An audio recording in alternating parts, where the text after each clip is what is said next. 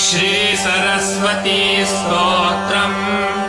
श्वेतपद्मासना देवी श्वेतपुष्पोपशोभिता, श्वेताम्बरधरा नित्या श्वेतगन्धानुलेपना,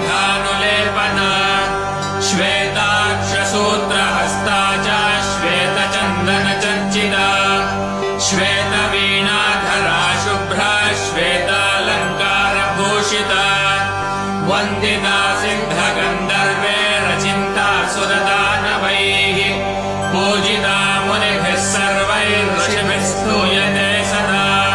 स्तोत्रेणादेन तां देवीं जगद्धात्रीं सरस्वतीं ये